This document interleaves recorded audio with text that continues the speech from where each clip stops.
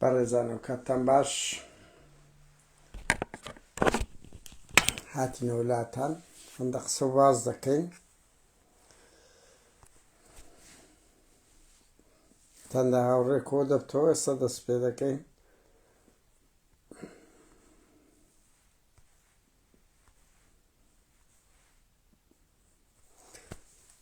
بەخێربێن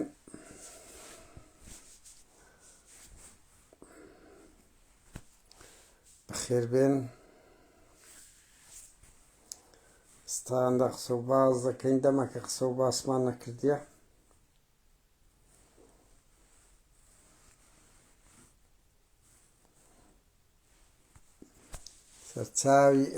سەرچاوی ئێمە هاوڕێیان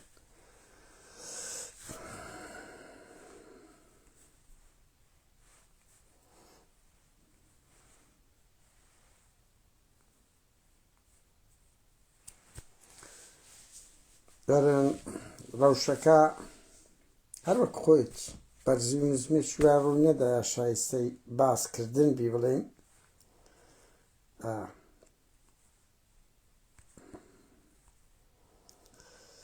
سەرچاوی ئێمە هاوڕێیان بەداخەوە کەسایەتی دیاری کورد سەرکردە ساڵح موسڵیم ماڵئاوایی کرد هەمومانی بەو ئێوارەیە دڵتەنگ کرد ئەو کات هاوڕێیان خۆشەویستان بزانن ئەگەر یەکێک مێژوشی جوان دروستکە چۆن هەموو فەیسبوک دەبتە وێنەکەی بەڵام وەی ئەگەر قێزەوەندە بی بەهەرحاڵ ساڵح موسڵیم ئەو سەرکردەیە بوو کە بناغێر کوردستانی ڕۆژئاوای دروست کرد ئەو کات لە مەزلوم دیارتر بوو هەمووتان دێتە بیرتان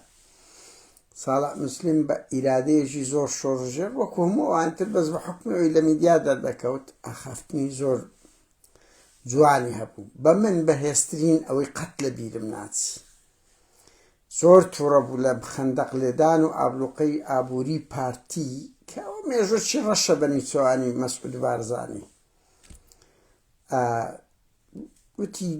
پەلکەدار دەخۆین بەس خۆمان ڕادەست ناکەین تۆ لەولا داعش تەوقی کردبوو لەولا تورکیا لەولا سووریا لەولاش پارتی گوتی پەلکەدار دەخۆین بەڵام تەسلیم نابین ئەو جوملەیە لە ئەو سەردەمی وەکو نایەکەی ئەوە مەزلوم کۆبانی بوو یعنی تاریخ وایە کوڕە شەهید بوو بیرتانە ئاوشینەکەی وازم نایە عایشەیە لە کۆبانی چه عەشری دەکرد کو هەمومانی دەهەژاند یعنی فامیلیەکن بەڕاستی شایستەی تەقدیرن و مێژوشی جوانی تۆمار کرد لە بۆ خۆی و گەلەکەی ئەو ئەزمونەی ڕۆژئاوا بەشێک لە هەموو شت بدایەتەکەی ئەوەیە کاتی تەنگانەکان ساڵح موسڵیم دەورێکی جوانی دیت هەموو تەمەنیشی لەناو کوردایەتی و خەباعات و تێکۆشان کەسایەتێکی جوانیش بوو هەتا بابا ئەوەش بڵێن هەتا ڕووداوی زارێک چۆکردنی وەکی لە قاتانەکە ناکەم لەبەر ئەوەی لە وەختی کۆبانی ئەوانە مۆقفیان باش نەبوو بەهەرحاڵ بەداخەوە لە ماڵ ئاوایی کەسایەتی دیاری کورد ساڵح موسڵیم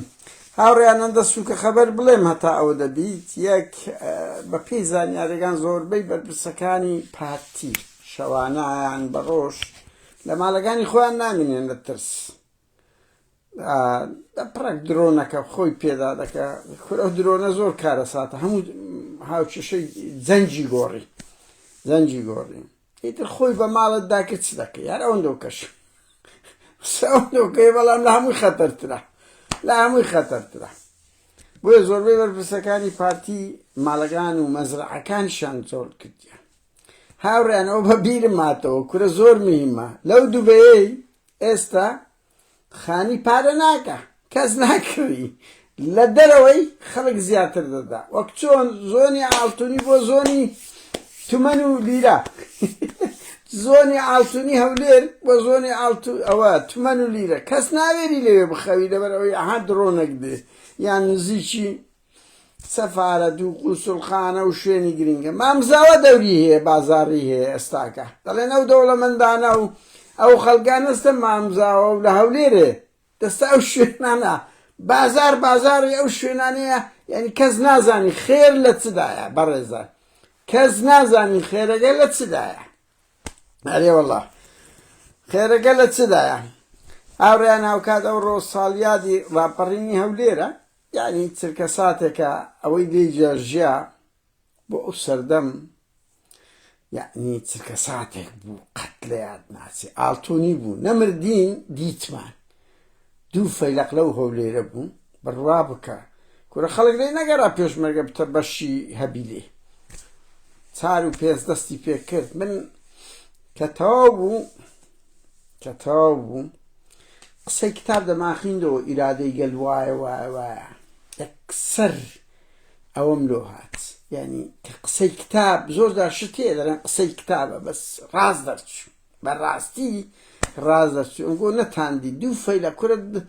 هەلیکۆپتەرە سەر بوو لەو خەڵکەی دەدا دەیگرت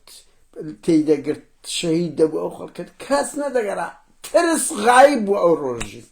بڕوا بکەن ترس غایب بوو. چرکە ساتە گوت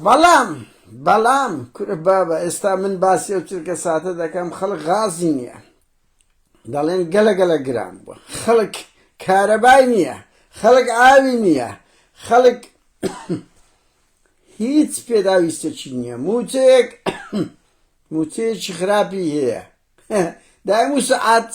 دەیکەنە 45 و 50 ڕۆژ هەمووی دەدزین. مەسرور بارزانی و ماڵی تاالبانی. خەڵک دەترسێ ئەڵێن ئێستا کە مەعاشەکانیان وەکو کارتی شیکەکانە بەدە 15,000 دینار کەمتر دەفرۆشنەوە لە بازاڕی، دەترسێن لەبەرە ئەیتیئێمەکان 50 دەقەی دەوێت چاوەڕێ دەکەی کارت ڕادەوەستی. یعنی یەک شتی ئەو حکوومەتەی لە 35 ساڵی ڕابردوو ئەمە نەماندیت پۆزتیڤی بە تایبەتی وەرە بە من بڵێ مەسرور بارزانی کە زۆر خۆت پێ ئەوەیە نازانم چت هەیە تۆ حکوومەتە قسە دەکە وەڵ ئەوانەی ئیمارات کشانەوە کاکە تو حکوومەت ئەوەیە بەدیلی هەبی، تۆ نە ئاوت ئاوە نە کارەبات کارەبایە نە حکوومەتایەتیت حکوومەت 7 ساڵە لێ خوڕە دەشتە لە خۆ لێ دەخوڕی. کێشەتان چییە؟ سڵتەی وەزارەتی ناوە خۆیە. کورە بابە ئەو ئێرانە لەناو ئەو ئاگر و ئاسنە مشتەبای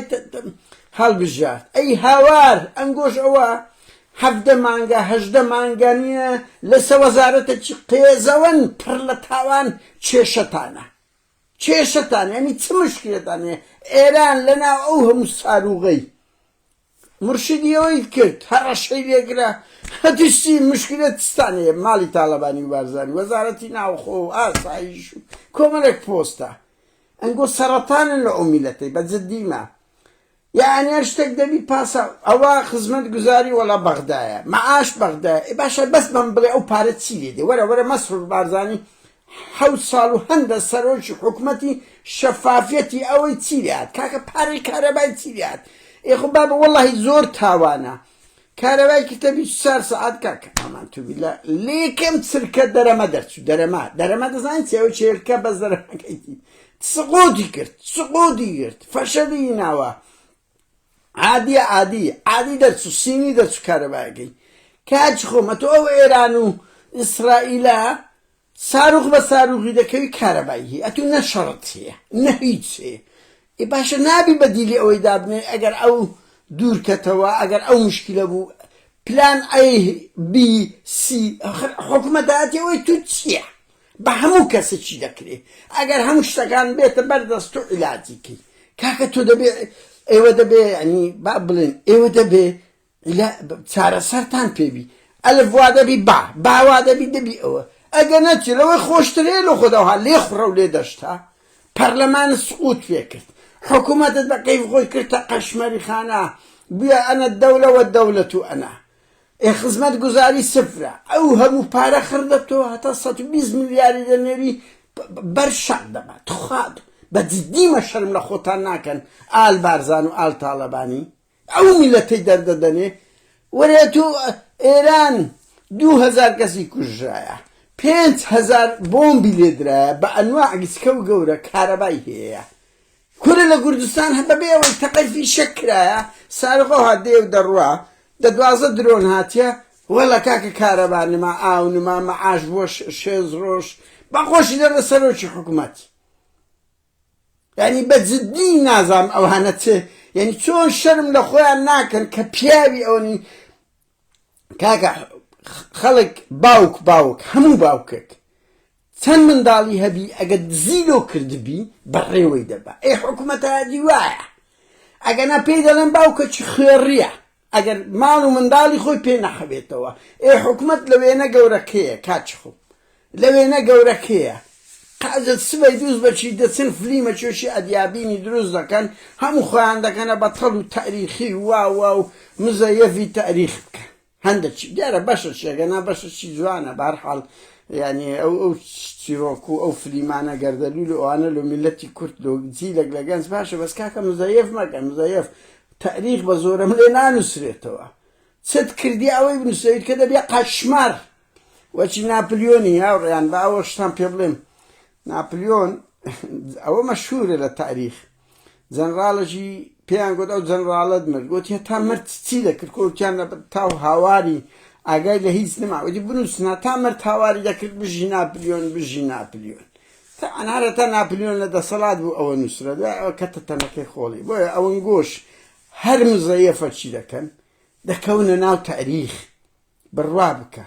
من یعنی حەز دەکەم شتەکان تەواو بێت ئەگەر ئەوە بوو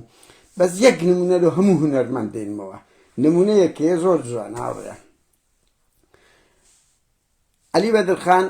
دەرهێنەرێکی گەلە گەورەی میسرە کوردە مەشهورە بەس یەکێک لە عەملاقەکانی دەرهێنەری میسریە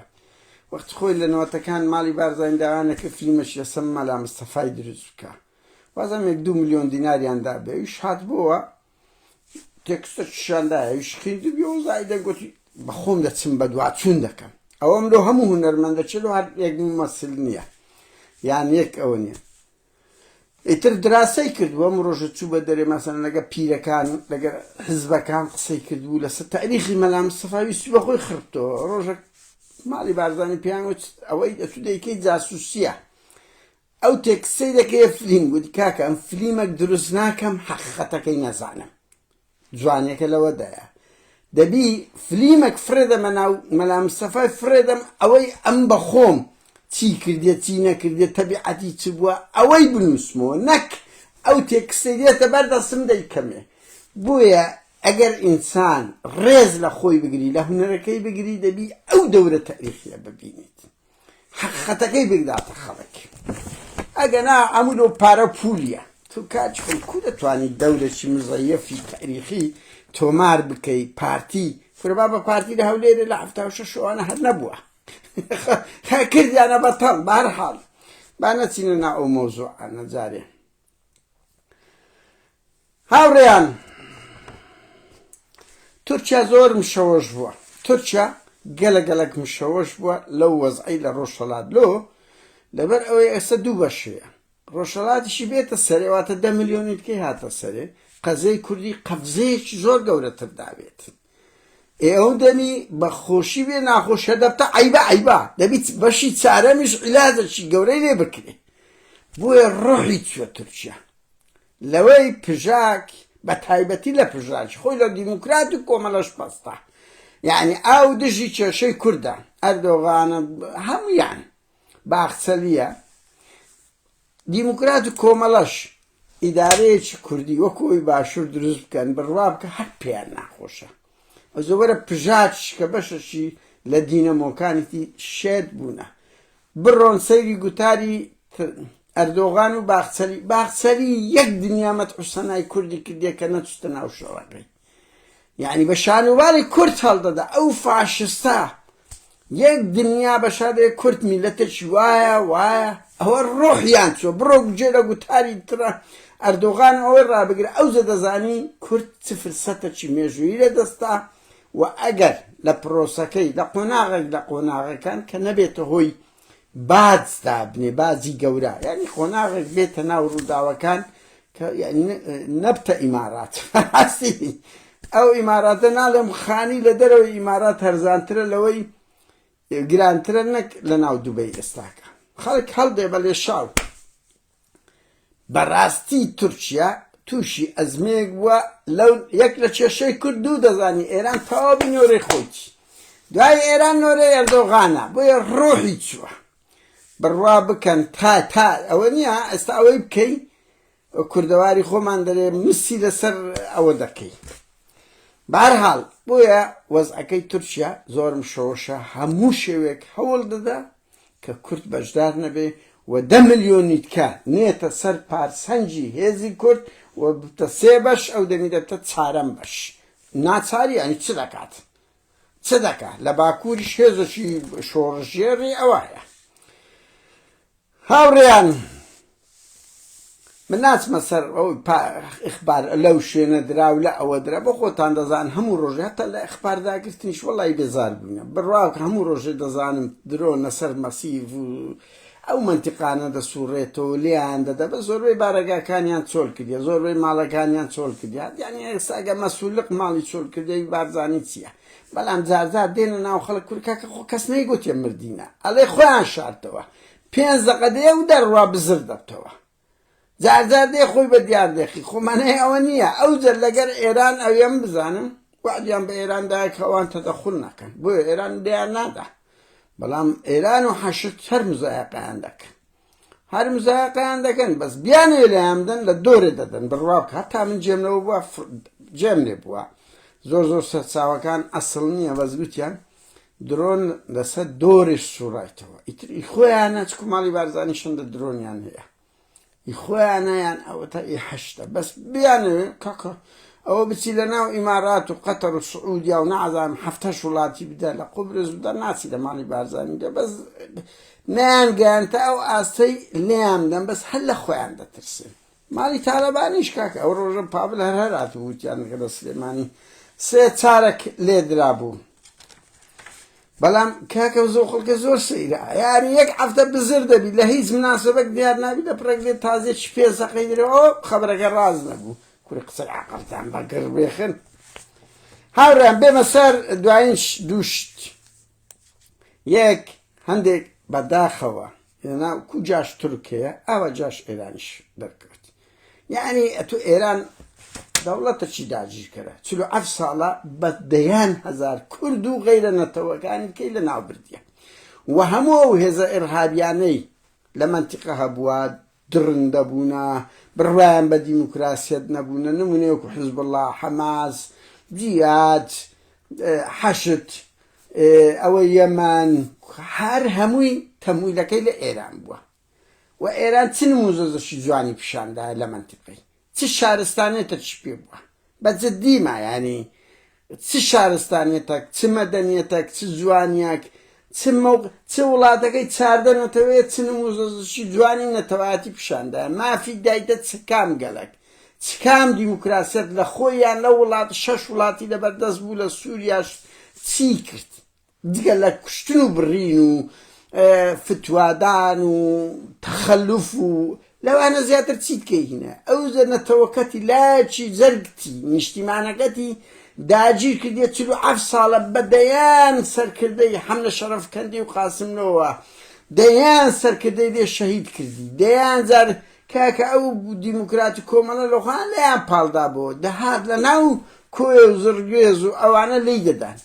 هیچیان داوا نەدەکرد دانیشتی بوون ئەو زەدێ دەرێ من بە خۆم و بە بنەماڵەکەم ئامادەی شەڕی ئەو بکەن یعنی لە ڕقی سیاسەتی کەریدێزە یان ئەوەتە بەشێکی زۆری لە ئیسلامیەکان ئیسلامی سیاسی دەڵێن نەک موسڵمان ئەو دەردانە کەس وەخت خۆی ئەو کێشەی نەبوو لەگەر ئیسلام موسڵمان هەمووی وەکو برابوو ئەو کێشە نەبوو لە کاتێکدا مەدی شوعیەت لەو پەڕی بەقوەتی بوو لە 60 و 70 بڕواکەن ڕۆژێک لە ڕۆژە ئەو کێشەی ئاینیە نەبوو لەگەر سەر هەڵدانی ئیسلامی سیاسی واتە حیزبی ئیسلامی ئەو دیاردانە هاتە ناو کۆمەلگای کوردی لە گۆڕینی جلوبەک لە داڕمانی هەستی نیشتیمانی لە دابڕان لە ئەدەب و شعری کوردی لە هەر هەموو ئەوانانی بە ئاشکرا لە ڕقی ئیسرائیل ئامادەن خیانەت بکەن لە هەموو مەبدەعەکی کورە برا ڕەو ڕۆژە بڕۆن سەیری عەلی قەرەداغی بکەن یا قەتەری بڕوا بکە باس ئەوە دەکە ئێران بردومانی وڵاتانی عەرەبی دەکە باسی هەرێمی کوردستان ناکە تەحەدا دەکەم پێم ئەی بەوەندەی لە سەدا بگرم لەبەرەوەندە کابرایەکی بێت چاو ئەوەیە ناپاک خۆ ناتوانێ هەموو ڕۆژ لەسەریدا بکەیت بۆیە یعنی شەرمە ئەو هەموو دیفاعی دەکەن لەو وڵاتەی کە لە 35 ساڵی ڕابردوو وەڵا ئەمەیان لە کۆچرە و حەواندەوە ئێکورە باب وەڵی هەموو خەڵکی کورد بوو ئەمەیان ئەمن دەرنەچوو ئەسی نکبەتی من لە کۆچرەویش دەرنەچوو ما لاولێرێ مام کۆسرە لە پێشمان ڕۆی قادر عەزیز ڕۆی سەید کاکە ڕۆی دەمانگۆ شەڕ دەکەین نەکەر ئەمە 400-500 گەنج بوون لە گەڕەکی شۆڕش و ئای شورتەوە ئەوانە خۆ زۆر برادەر دەزانن ماینەوە لە ناو هەولێرە بەرحاڵ یعنی خەڵکی کورد یارمەتی داینە دوای ئەگەر ئەوەشی کردبی ئێران ئەوەی کردبی بەڵام دەیان جار ئاوی لێگرتیەوە دەیان جار تۆ بارانی کردی نەتەوەکەتی لایەک داگیر کردیە خاوەنی دەیان کۆمەڵ کوژیە یەک لەوانە قارنێ و قەڵاتان ئەو لە جینۆسایدی گەلەکەتی کردیە تۆ دەی دیفاع لەو سیستەمەی دەکەی کە بەس بە ئاگر و ئاسن میلەتەکەی دەچەوسێنتەوە هەر دوایین خۆپیشاندان خەڵک خۆپیشانە بڕوا بکەن من بزانم 15,000 ببورن باز لەوە دەکرێت هەتا دەڵێن ترامپ گوتی 30,000 بەس قسەی ترامپی بازی لەسەر نییە برا ڕۆ 30,000 عائیلەی وێران کرد خۆپیشاندانیان کرد کاکە خەڵک بێزار بووە لەو دەم و چاوانە بێزار بووە 47 ساڵە 47 ساڵە دیارە ئەوانە دوعایان نەکردم زانە قورگم گیرە بەهەرحاڵ ئاوڕێیان ببورن یەک دەقا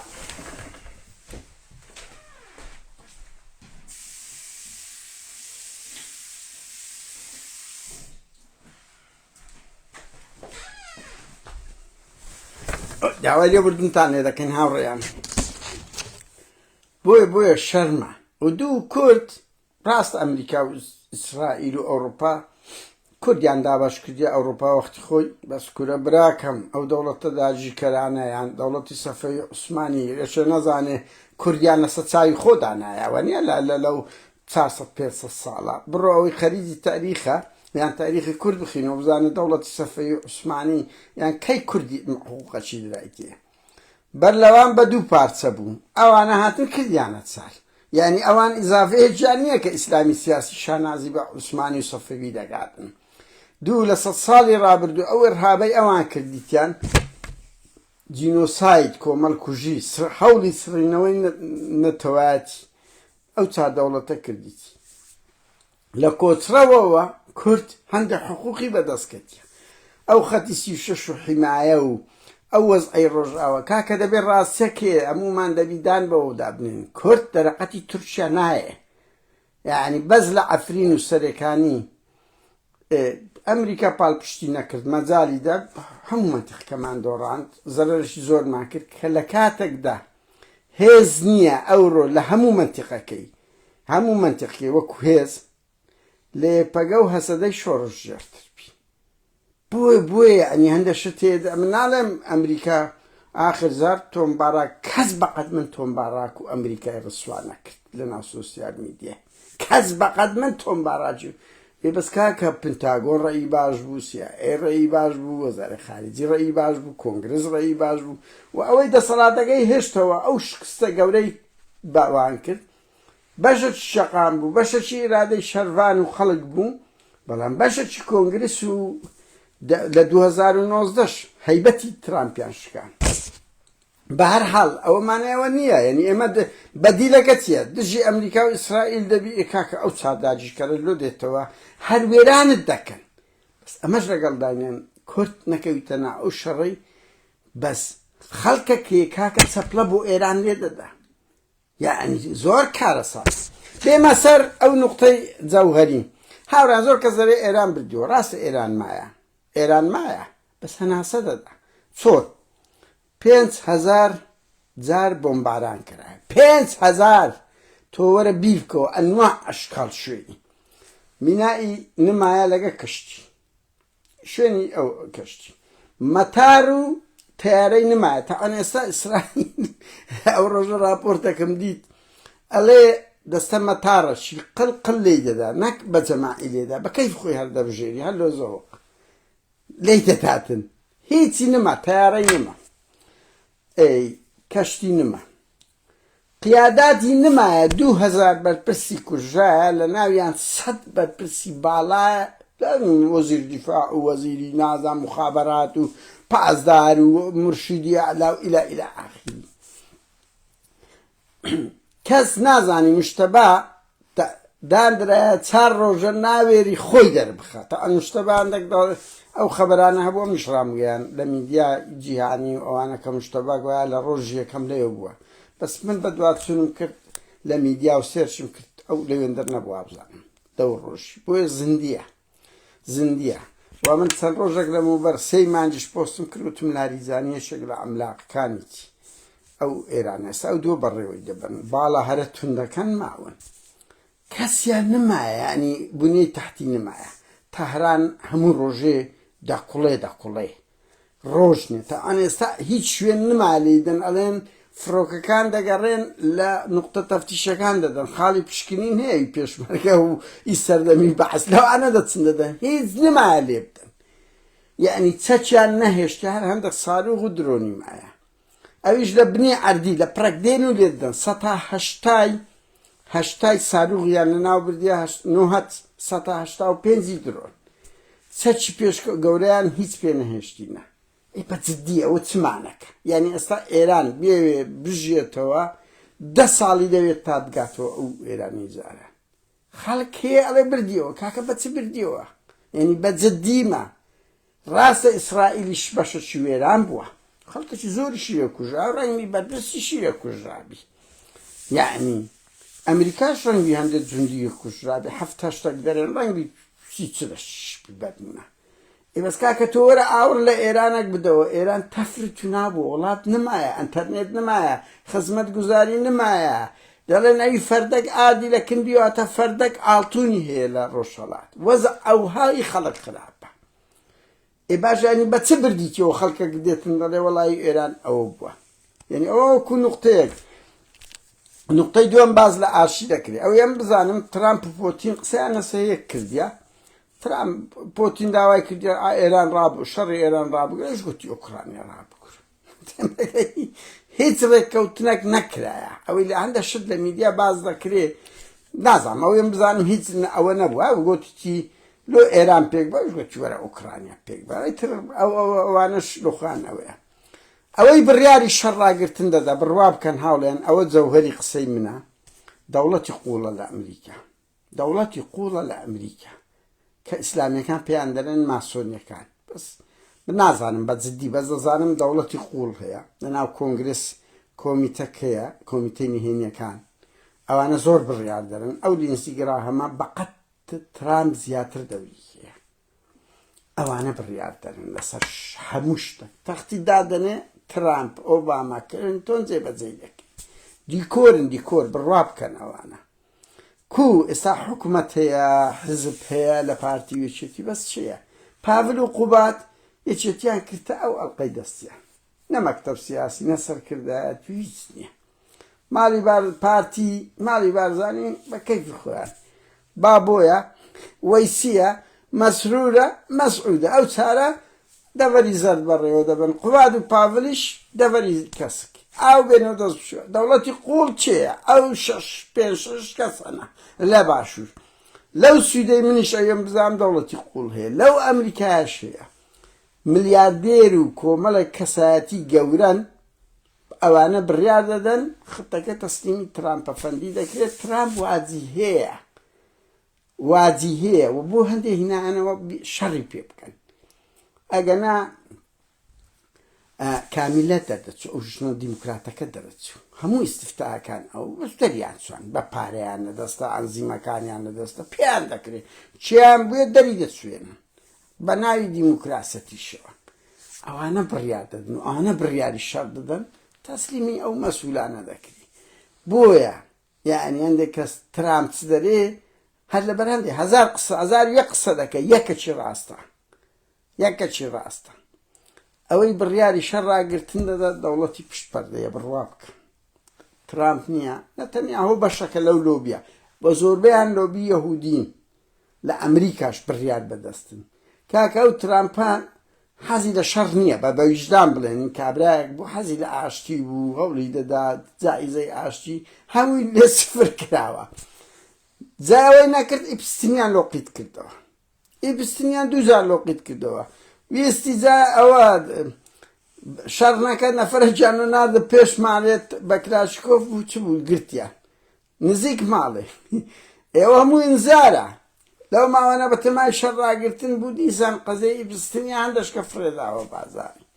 قەزەی ئیپستن لەو یەک دوو مانگەی پەیدا بوو چەکەکە لە دژی ترامپی بەکاردێتن لە دژی هەموو سیاسە قسە بکەی ئەو کارتە لە بەدیاتێک بۆیە ئەوەی بڕیاری شەڕ دەدا شەڕ ڕادەگری پشت پەردەن بڕوا بکەن ئەوانە واجی هەن من ناڵێم هیچیز دەوریان نیە ڕەنگی ترامپ بەخۆی ئەندامێک لە ئەندامەکانی دەوڵەتی قوڵبی بەس قائیدی ئەعلان نییە ئەینە نێچیرفان بەرزانیە کوونێ چیر دەبینم نێچیر ئەو ڕۆژە بە جددی زۆر تەتەوڕشی مین بوو کۆبنەوەت کرد وەکو فەرماندەی هێزی پێشمەرگەی کوردستان وەڵا ئافەریم نەمردی دیتت کۆبنەوەکەت کرد کۆبنەوەکەت کرد بەهەرحاڵ یعنی ئەوانە بڕیار دەرن لۆبیەکی بەهێزن لە کۆنگرسەوان بڕیار دەدەن بیانێ ڕای دەچێشن بیانێ ئەوەی بکەن حتا دیتان چیان لە کلینتۆن کرد تەجاوزی کرد قەزەی مۆنیکا چ بوو وانێ کرد یعنی چیان بووی وە لێ دەکەن ڕاگەاندنیان لە دەستا مەلەف لێ دروست دەکەن ئەوم ڕۆژەگرۆتان باز دەکەم چۆن مەسەلەی سکس چەند دەوری هەیە بڕوا بکە یەک جملەی کۆتاییتان پێ بڵێم بە بیرم هاتەوە کە وەختێک حوسنی مبارەک دراوە دادگا سۆزان مبارەک نامەی لە بۆ هەموو وڵاتانی خەلیج و عەرەبی نارد بوو وتبێ حوسنی مبارەک شتێکی لێبی فلیمی ڕووتی هەر هەمووتان فرێدەدەمە ناو میدیای وتبی دەبی ڕێ بگرنەوەی حوسنی مبارەک هیچی لێ نەکری ئەگەنا فلیمی ڕووتی هەر هەمووتان تا ئەنەوە سەفەت وازام شەریفە شەشوایە وەزیر بوو ئەوە هەرچی ممەسیلەی دیاری مصری هەبوو لە بۆ مەسئولە عەرەبەکانیان نادی هەمووشیان فلیم لێگرتینە ئیتر وایە براکەم یعنی دەوڵەتی قوڵیش هەزاران شتی وای تێدا یەک لەوانە کلینتۆن بۆیە ئەوی بڕیاری شەڕ دەدا هەر ئەوان هاوڕێیان من ئەرعەزم کرد ماوە و 10 ڕۆژ زیاترە قسەم نەکردێ بەڕاستی ویستم قسە بکەین من دڵنیام دوو شت بزانم ئەوەی باز لە عاشیرەکەیم بزانم تا ئێران ئاڵای سپی بەرز نەکاتەوە تەسلیم نابێت یعنی شەڕان ناوەسی یعنی مستەحیلە هەندێک خەڵک شت تەڕع دەکاتن لێ بگەڕێن ئێران بە هەیبەتەوە بمینێ هەرچەندە هەیبەتیان نێشتە یعنی تەزانین هەردوو دەست و هەردوو قاچیان بڕیە بەڵام دەوی دەزوونێ جم و زۆڵی هەیە من ناڵێم یعنی هیچ چیز نیە ناو تەسەوڕ ناکرا ئەوها بتوانی مەسەڵەن 8 ئەوەی دیفاعی ئەمری ئیسرائیلی ببڕی یان ئەمریکی ببڕی ئەوها بکە بەڵام لەگەڵ ئەوەش کاکە من پێ دەڵێم 5000 بۆمبیان لێدایە بە ئەنواع ئەشکاڵی بۆمب 2000 سەرکردەیان لێ کوشتێ کە 100 هەرە بە ناوبانگەکانیتی شوێنی نمایە بەس پێم برە بنیەی تحتی سەربازی یعنی دیفاعی چیمایە یعنی بەس پێم بڵێن چیمایە کاکە خەڵک وەخت خۆی بە کوشتنی یەک بەرپرس بجێ یەک ڕۆی شۆڕ ژێڕی بەرز دەبەوە بەهەرحاڵ ئێستا ئەو هەموو کەسە گەورەیان کردیا لاریجانی ئەوە ناوێرن سەر دەربکەن مشتەبە 4 ڕۆژە بوویتە ئەوە مرشیدی ئەعلا ئیمامی خومێنی ئیمام لە شوێنی ئیمام خومێنی و خامنەئیە کاکە ناوێری وتارێک بدە ئەوە هەر ئابڕوو چوونە لاریجانیش بە هەمان شێوە سەر دەرناکە کاکەنیەوە چمانەکەتو ڕاستە ساروغی هەیە بۆیە یعنی ئێران وەزئی زۆر خراپە و تەقینەوەش سێ هاوڕێیان تەقینەوەی زەماوەری هەمومان ئەمە لە کۆت لە نۆتیەک دیتمان جوندیەک نازانم ئەوەی لە ڕسمی سەدامیدا هەموو عێراق گڕی گرت بە 24 سەعاتی بۆیە کەوتنی ئێران بەس ئێستا تو یعنی ئەوم بزانم ئێستا ئەمریکا و ئیسرائیلیش داوا ناکەن پێیان لەنا ئەو شەڕ و شۆڕە پێیان ناکرێت دوو دەیانەوێت سوپای پاسداران وێران بکەن هەندێککە ئێستا لەو سەربازگەکانیان دەدەن لە شوێنەکانیان دەن ئەگەنە سەربازگەشیان نمایە یعنی هیچیان نمایە بەس لەو تەقینەوەی شارەکان بەبێ پێشمەرگە بەبێ گەڕانەوە وەکو نۆتیەکی ما دیتان خۆل لە هەموو شار و شارۆچکەکان ئەگەر دە پێشمەرگە نەگەیشتە ناو شار خەڵک دەیکا کاکە کە ڕووخا حکوومەت گچکە و گەورە ئەوە دەبی بەڵام ڕەنگی ئەمریکاش نەوێ مەسەڵەن بڕوخێنی بەدیلەکی باشینیان ئەرەندە تەقیەوەکی تەعاسۆڤێتی چاردە نەتەوەی تێدایە برا هەر یەکە دێ ئازەربەیجان لەلایەک دێت تورکیا لەلایەک دێت عەرەب لۆبی خۆیان هەیە کورد لۆبی خۆیان هەتوورە و هەموو سەرکەی دوایە کۆ لە ناو مەنزەرەشی ئەوە دەکەیت تەنیا بەوان دەکرێت زائیدەن لۆ دژایەتی خەلیجی شاد پێویستیان بە گورگەکەیە بڵێن کاکە بینە بیان دۆشن بیان دۆشن بۆیە ئەو شتە هەیە بەڵام یەکشت دڵنیا بن من یانەوە تەسەوری منە مەحاڵە بەبێ هەڵکردنی ئاڵای سەفوانی ئاڵای سپی ئێران شەڕەکە کۆتایی پێ ئەوە من و ئێوەش مە سەرنجیشە دەدەم خۆ قابلە قسەی من نە ئایەتی قورئانە نە ڕیاضیاتە بەڵام بەبێ تەسلیمبوونی ئێران مەحاڵە بە هەیبەتەوە بیکوورکاکە ئەوە یعنی هەموو سیستەمی جیهانی گۆڕە ئەمریکا و ئیسرائیل هەیبەتیان نامینێ لە منتەقەی ئێرانی ژەتە کەڵەگایەک بە وەزعی بۆیە ئێڵە دەبێ بە ئاڵای سپی ئەگەر جەنجی جیهانی سێمیش دروستکەن وەکو پۆتین تەفروتونایان کردیە هەیبەتیان بردیە 4 ساڵە دەرەقەتی ئۆکرانیا نایە بەڵام شەڕەکەی ڕناگری ئەو دەیەوێت بە هەیبەتی رووسیاوە شەڕەکەی بباتەوە بۆیە ئەمریکا و ئیسرائیلی شوادن شەوت شاد سپاس بە ئەو کاتێ لەگەڵ منیشتان بردەسەر